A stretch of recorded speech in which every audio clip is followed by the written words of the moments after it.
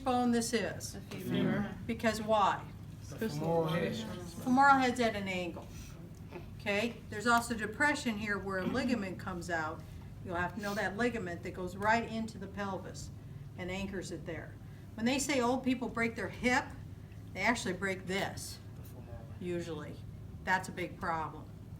Okay? Now, the ends of every long bone, we have a proximal epiphysis and a distal epiphysis. The shaft is the diaphysis. The outside of the bone is covered with a tissue, I'll show you on this one, it's almost impossible to get off, called periosteum. The inside of a long bone has been hollowed out, and we call that hollowed center the medullary canal.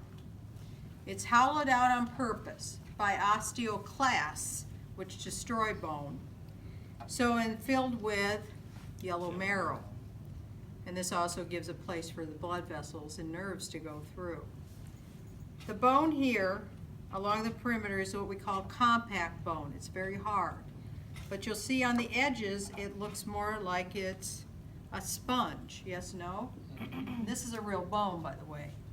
And so that is spongy bone. That's a real bone. This is a real bone from a little person. Most of the real bones always came from the countries of That bone look India. like it's just as long as my finger. So, do you see this line? That is called the epiphyseal plate. When bone ossifies, you have an ossification center here that goes this way and this way. You have an ossification center here and here. And they all grow toward each other. When you are younger, there's always a place where there's a chunk of cartilage on either end, a space, and that allows you to grow. That's why I can look at an x-ray of a kid and kind of estimate how tall that kid's going to be by the size of the band. That's called the epiphyseal plate or growth plate because it allows for growth. You don't want to damage that band of cartilage. Huh? I can see it on the outside here. I can see the remnant of it here. And I can see it on the inside. It's more pronounced here too. I can see it on the inside there. I try to make it red. Right? What purpose would spongy bone serve on the ends of the long bone? Absorb. Huh? Cushion. What? It absorbs. It absorbs shock, makes it lighter, and also houses the red marrow. And what do you use red bone marrow for?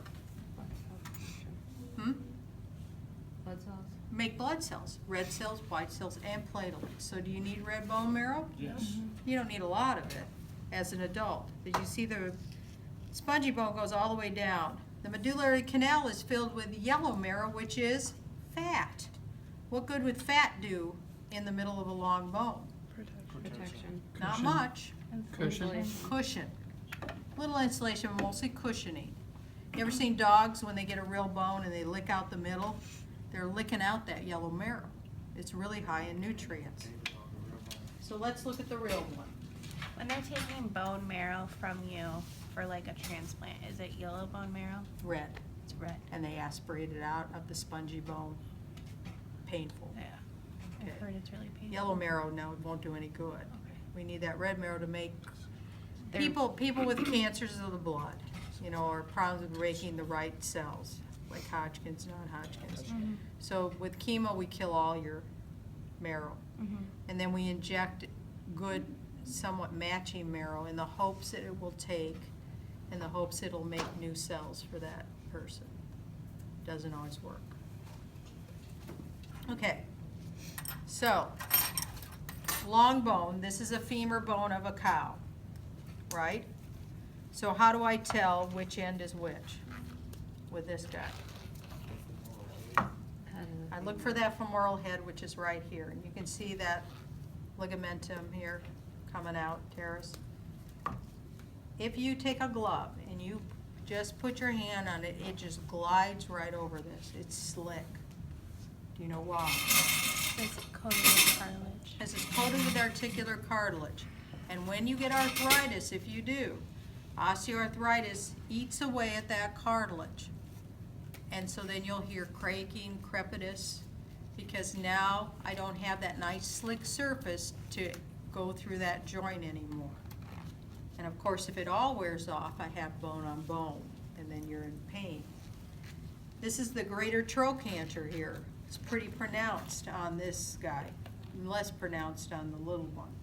That's a human one, not a cow. Okay, you can see how wide the knee is. On the knee, you're gonna have to know, do you know what parts form the knee?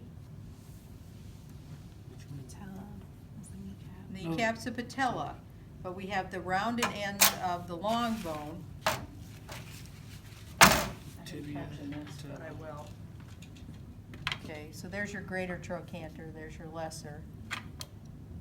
There's your linea aspera. Do you know what these parts are called, the rounded parts here? Epicondyles and condyles. The epicondyles are on the sides.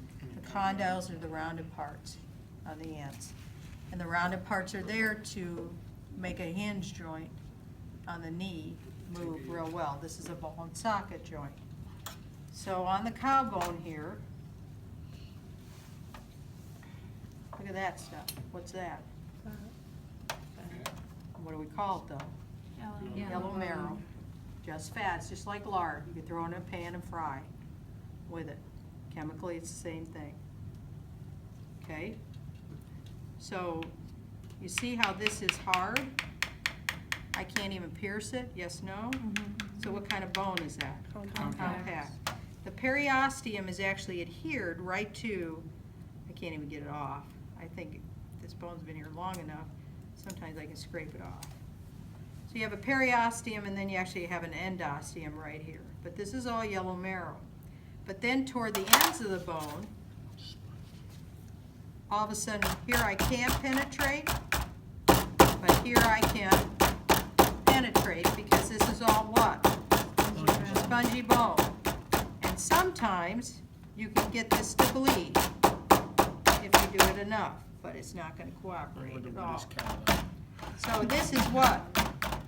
Compact. Compact bone. This is all spongy bone here. Bleed, bleed.